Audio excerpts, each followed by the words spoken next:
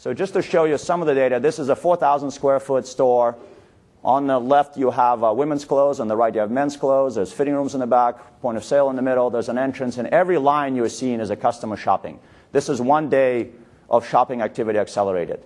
We use different technologies. You capture every single line. This is not a very useful representation, but this creates a ton of data around what customers do that you can segment in almost any way you want to. For example, you can see a flow path for people that did not buy something versus people that bought something.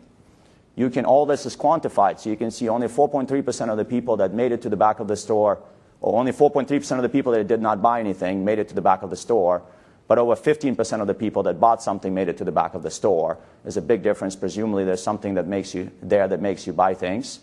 So one of the things here we did is this is another store, and you see a customer and a sales associate interacting.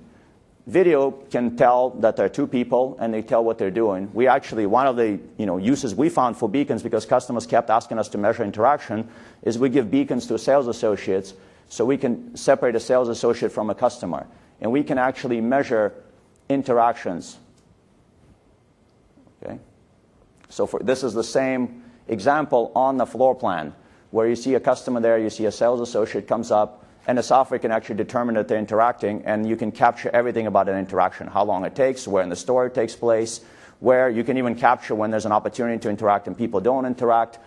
It's a ton of data that can become available that, again, we've seen the amount of low-hanging fruit that people see once they start looking at the data, where you can make slight changes in the way you lay out your store, the way you train your sales teams, the way you compensate your sales team, that the results can be pretty dramatic. So we think there's a ton of improvement that can be done through just doing analytics like that without really delving into who your customer is. The second layer of analytics is what we call shopper-based analytics. So again, no view into the individual customer. We're not tracking any individuals, but there's lots of technology and lots of data available, including from people like MasterCard that talked about yesterday, where you can start building an automatic profile of the type of customer that shops a particular store at a particular time. So if you have 500 stores, every store is different. The same store will be different morning, lunchtime, evening, weekend, seasonally. And you can understand how many people, male, female, age buckets, whether they're new customers that have never been to the store, people coming back often, and even in many cases where else they shopped in the same day, where they're from. Lots of aggregated data about the type of customer that shops every particular store at every particular hour, which is very powerful when it comes to thinking about how you're going to market. I mean, today most people just market on a national level. I think that will change. And I think there's a lot of really good data available for that. And it's just an example. You can use video to classify people automatically, male, female, age buckets. And it's another way you can start segmenting. So for example, that's the same store you saw earlier. This is the most common path for a female who purchased something.